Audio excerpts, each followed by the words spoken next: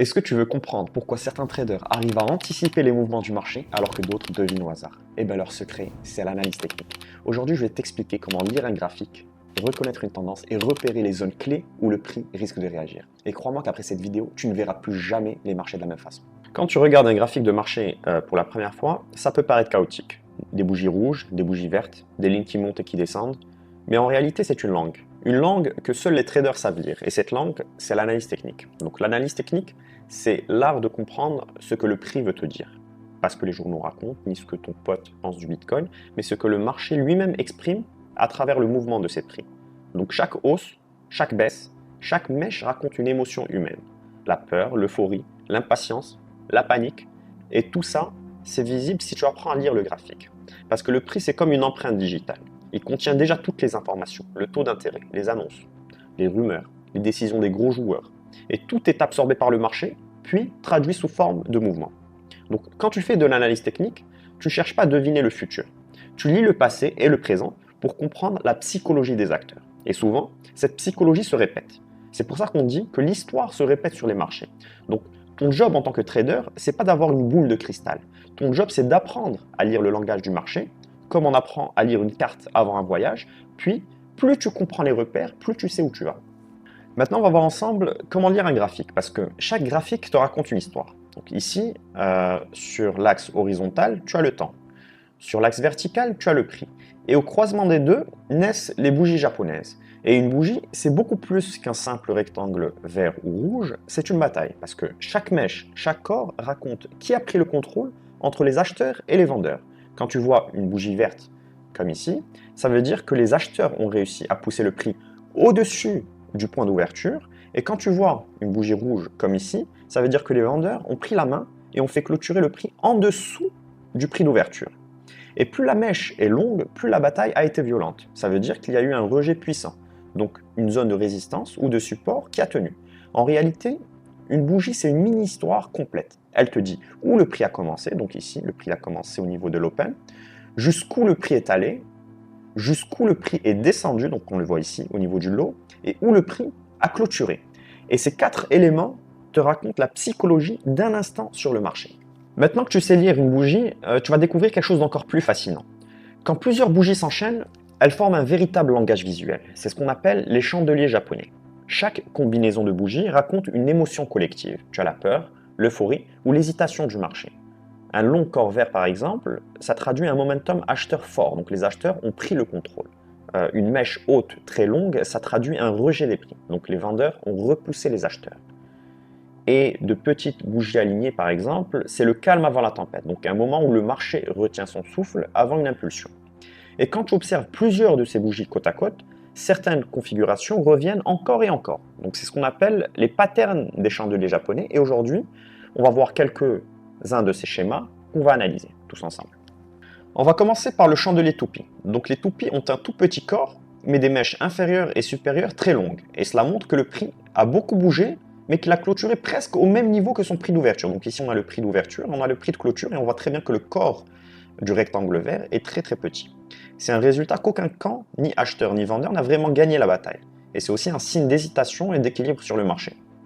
Maintenant, on va voir le chandelier Marubozu. Donc les Marubozu ont un corps très long, donc comme on peut le voir ici, et aucune mèche. Ça signifie que les prix ont évolué dans une seule direction du début jusqu'à la fin.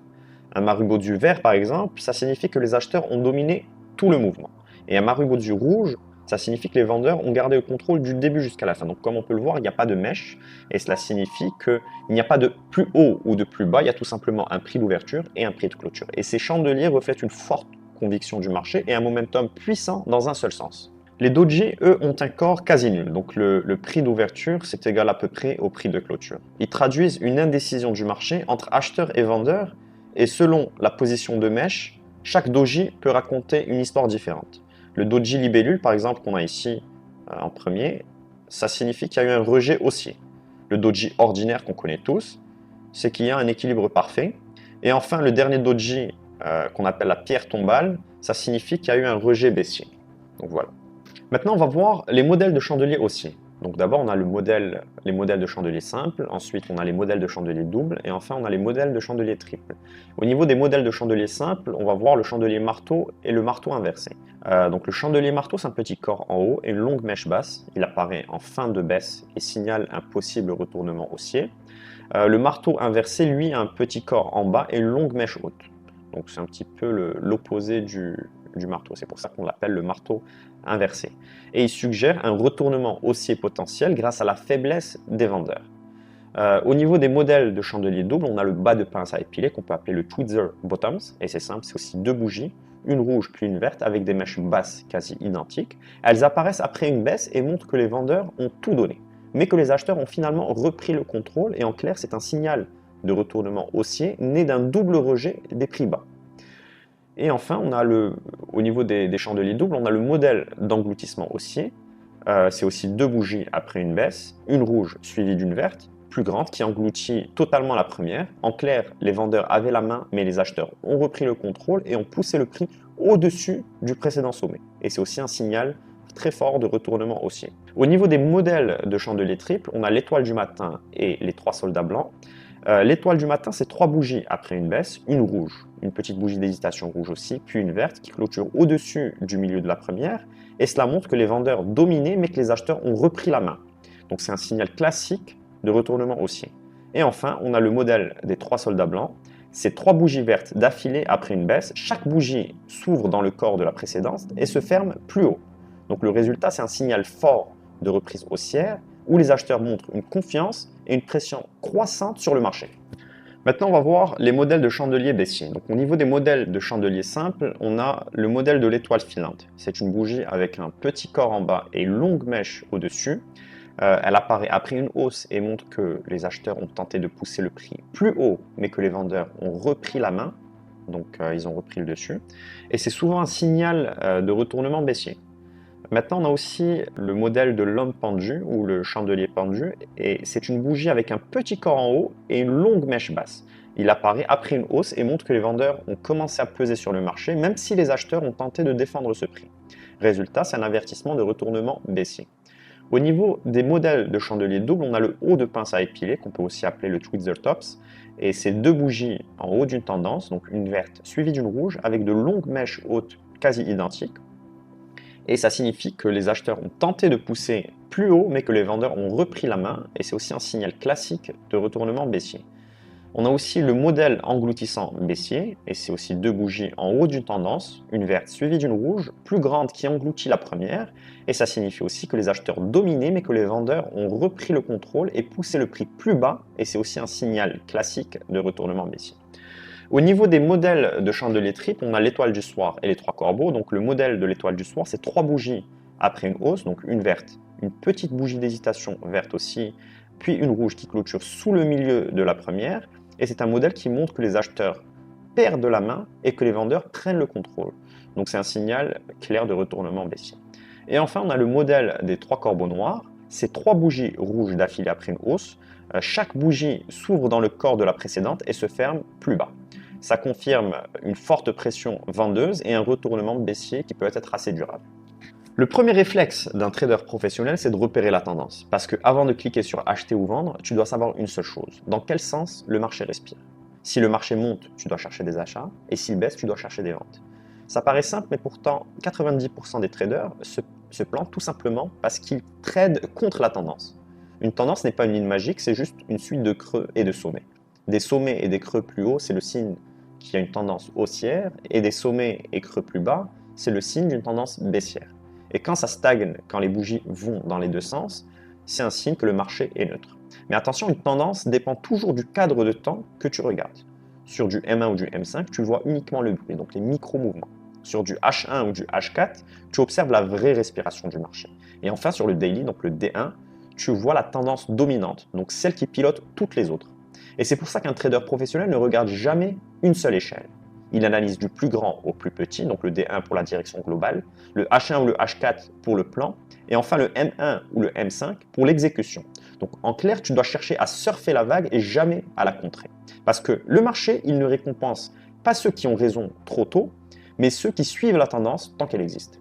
Maintenant, si tu veux comprendre la psychologie du marché, regarde où le prix a réagi plusieurs fois. Ces zones, ce sont les zones de support et de résistance. Un support, c'est une zone où le prix a rebondi plusieurs fois parce que les acheteurs se réveillent et se disent « ce prix, c'est une bonne affaire, donc j'achète ». A l'inverse, une résistance, c'est une zone où le prix bloque. Pourquoi? Tout simplement parce que les vendeurs reprennent la main et se disent « là, c'est trop cher, donc on va encaisser ». Ces niveaux ne sont pas magiques, ils sont juste le reflet des émotions humaines. Donc il y a la peur, la cupidité, la confiance et le doute. Et le plus beau dans tout ça, c'est que l'histoire se répète. Si un prix a déjà réagi 3 ou 4 fois au même endroit, il y a de fortes chances que le marché y réagisse encore. Mais attention, plus un niveau est testé, plus il devient fragile, jusqu'au moment où il casse, et là, tout s'inverse. Une ancienne résistance devient un nouveau support et inversement. Donc retenir ces zones, c'est comme connaître les points faibles et les points forts de ton adversaire, donc tu sais où le marché risque de réagir avant même qu'il ne bouge. Tu veux savoir ce qui fait la différence entre un trade réfléchi et un trade au hasard? C'est ce qu'on appelle la confluence. En gros, la confluence, c'est quand plusieurs signaux du marché racontent la même histoire. Par exemple, tu vois une tendance claire, le prix arrive sur une zone importante et là tu observes une bougie de réaction, donc un marteau, une englobante ou peu importe. Et à ce moment-là, tu n'as plus juste une intuition, mais tu as plusieurs éléments qui se confirment entre eux. Et plus tu as de signaux alignés, plus ton setup est solide. C'est ça un trade intelligent. Donc une direction claire, une zone logique et une réaction visible du marché. Parce qu'en trading, le but, ce n'est pas d'avoir raison à chaque fois, mais de trouver les moments où les probabilités sont de ton côté. Et maintenant, regarde bien ce graphique. Donc dès le début, on voit bien qu'il y a une tendance baissière. On a une grosse bougie rouge, signe que les vendeurs dominent le marché. Et ensuite, le prix, il varie entre le support et la résistance. Donc jusque-là, rien d'anormal. Mais observe la fin, le prix revient tester le support, pile au même niveau qu'avant, et là on a 3 bougies rouges consécutives qui se forment. Donc c'est le modèle des 3 corbeaux noirs. Ces 3 bougies, c'est un signal fort et elles confirment la reprise de la tendance baissière, donc pile au contact d'un support clé. Et c'est ça la confluence, une tendance déjà baissière, une zone de blocage et une bougie de confirmation. Donc 3 éléments, une seule histoire. Et quand tout s'aligne comme ça, tu n'as plus un simple pressentiment, mais tu as une probabilité claire que le marché reparte dans cette direction. Et c'est ça exactement ce que cherchent les traders professionnels. Donc pas de devinette, pas de magie, juste une réaction du prix cohérente avec le contexte du marché. Alors là, attention, parce que c'est souvent ici que la plupart des débutants se plantent. L'erreur numéro 1, c'est de tracer des lignes de partout et sans réelle logique. Certains graphiques ressemblent à une toile d'araignée tellement il y a d'informations. Tu trouves un support ici, une résistance là, 12 canaux, 4 Fibonacci, une diagonale qui sort je ne sais d'où. Et le problème, c'est que plus tu ajoutes d'informations, et plus tu t'embrouilles. Donc il faut garder l'essentiel parce que un graphique clair, c'est égal à des décisions claires.